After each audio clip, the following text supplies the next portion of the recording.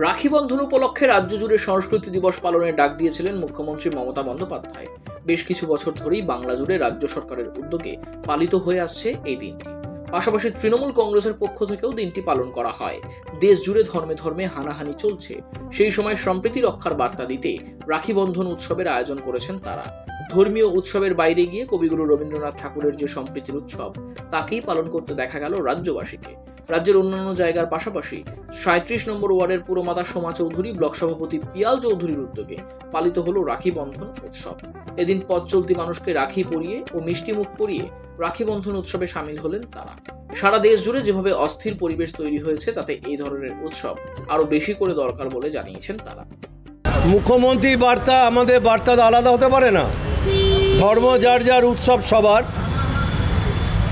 আর প্রতি বছর আমরা এখানে একটা সম্প্রীতির বার্তা দিয়ে থাকি। দেখুন, একই কথা বারে বারে রিপিটেশন হয়ে যাচ্ছে। আমরা এটা প্রমাণ করেছি বা আগামীতে প্রমাণ করব। আমাদের অঞ্চল, সমগ্র বাংলা, সমগ্র কলকাতা কথা বলতে পারি না, যেখানকার মানুষ আমাদের বিশ্বাস করে নির্বাচিত করেছেন, পৌর প্রতিনিধি বানিয়েছেন, বিধায়ক দিয়েছেন, মেম্বার অফ দ্য পার্লামেন্ট দিয়েছেন, তাদের প্রতি আমাদের দায়বদ্ধতা আছে, তাদের প্রতি আমাদের অঙ্গীকার। আজকে পবিত্র রাখি বন্ধনের দিনে শুধু ভাই বোন মানসিকতা নিয়ে চলব। এছাড়া যে দুর্ভাগ্যজনক ঘটনা পশ্চিমবঙ্গে ঘটে গেল, কলকাতার বুকে ঘটে গেল, আরজিকর মেডিকেল কলেজে, অনেক বক্তারা তাদের নিজেদের রাগ দুঃখ প্রকাশ করেছেন। আমার খুব ভালো লেগেছে অভিনেতা শাশ্বত ভট্টাচার্যের কথা। তিনি বলেছেন, বিচার চাই, ফাঁসি চাই, কিন্তু পুরুষ মানুষদেরও ভাবতে হবে তাদেরও সংযম চাই। কারণ একজন অভিনেতা খালি অভিনেতা করে আমাদের মন জয় করেন তাই নয়, তিনিও একটা মানুষ, তিনিও বিবাহিতা, তারও ঘরে কন্যা সন্তান আছে। অতএব সবাইকে, একটু আগে আমি শুনছিলাম সোমা বলছিল, রাজ্য সরকার কিছু শিখিয়ে দেয়নি, বরঞ্চ রাজ্য সরকার এটা কীভাবে বন্ধ করা যায় তার জন্য প্রতি মুহূর্তে মমতা বন্দ্যোপাধ্যায় চেষ্টা করছেন। আর কিছু মানুষ ঘোড়া জলে মাছ ধরতে নেমে পড়েছে, যারা বিগত দিনে কোনো রকম ছবিতে, টিভিতে, ভাষণে, কাগজে আসেনি। তা বলে আমরা তাদের প্রয়াসকে কখনো ছোট করব না। ন্যাক্কারজনক ঘটনা প্রতিবাদ জানাই। আজ রক্ষাবন্ধনের দিনে বোনের প্রতি ভাইয়ের কর্তব্য সবাইকে মনে করিয়ে দিয়ে তাদেরকে নিজেদের গার্ড দিয়ে রক্ষা করে এই সমাজ বেরিয়ে উঠুক, এই সমাজ এগিয়ে চলুক। রক্ষাবন্ধনের পবিত্র দিনে যেন রবীন্দ্রনাথ ঠাকুরের সেই বিখ্যাত রাখি বন্ধন অনেক ঝগড়া থামিয়ে দিয়েছিল, অনেক যুদ্ধ থামিয়ে দিয়েছিল, সেই রাখি বন্ধন আজকে আগামী দিনে আরও সুন্দরভাবে নারীদের সম্মানিত হোক, পুরুষেরা সঠিকভাবে পথ চলুক, আর সমাজ ঠিকভাবে এগিয়ে চলুক সুন্দরভাবে।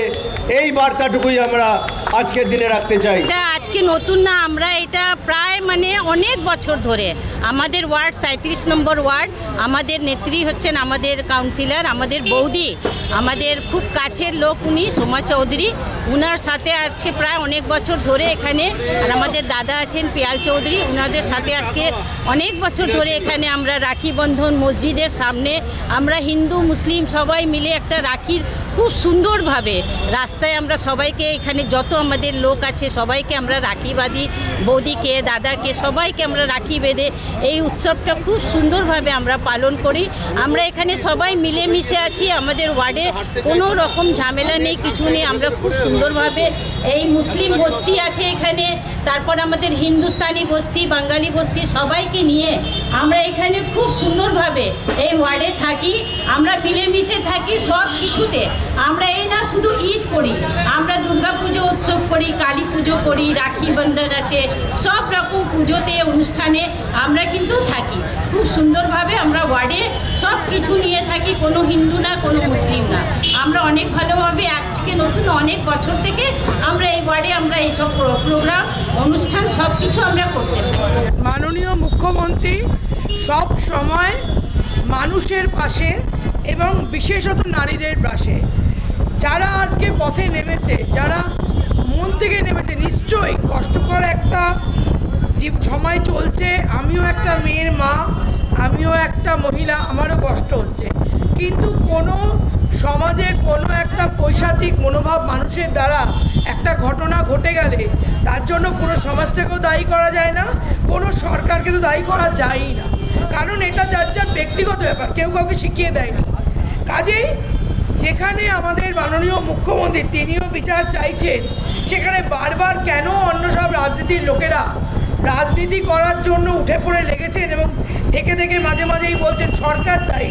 আমি ব্যক্তিগত মনে করি সরকার কখনোই দায়ী নয়, এবং দয়া করে আমি হাত জোর করে সমাজের প্রত্যেককে বলবো, মানবতা নিয়ে বলুন, নির্যাতিতার পাশে দাঁড়ান, তার পরিবারের পাশে দাঁড়ান, আর এবং সবার কাছে দোষীদের ফাঁসি দাবি করুন, বিচার দাবি করুন, যারা এই ঘটনার সঙ্গে যুক্ত তারা সামনে আসুক, তাদের বিচার হোক দৃষ্টান্তমূলক, কিন্তু এতে রং লাগাবেন না।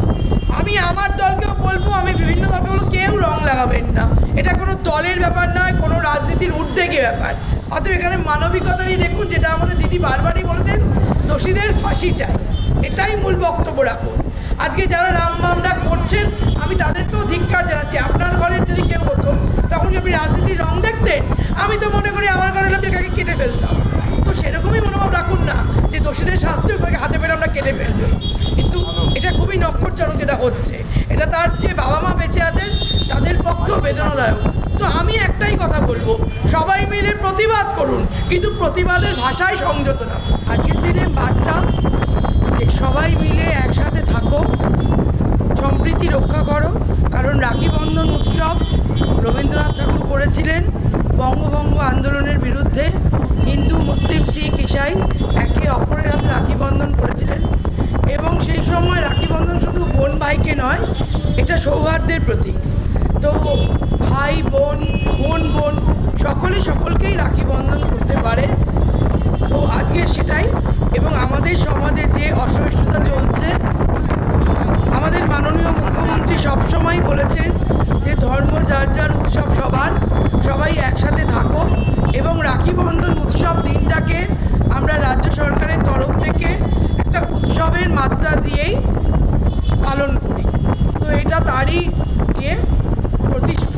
প্রতিচ্ছবি। এবং আজকে আমি এই অঞ্চলের পৌর প্রতিনিধি হিসেবে একটাই বার্তা দেব, রাখি বন্ধন, হাতে রাখি বেঁধে দেওয়া এবং তার মধ্যে অঙ্গীকারবদ্ধ হওয়া যে সকলে আমরা একে অপরের পাশে সব পরিস্থিতিতে থাকবো, সে যাই ঘটে যাক না কেন, আমরা কিন্তু একে অপরের হাত ছাড়বো না। রাখি বন্ধন না তো, এটা মানববন্ধনের প্রতিচ্ছবি বা প্রতীক, যাই বলুন। Bureau report, channel 10।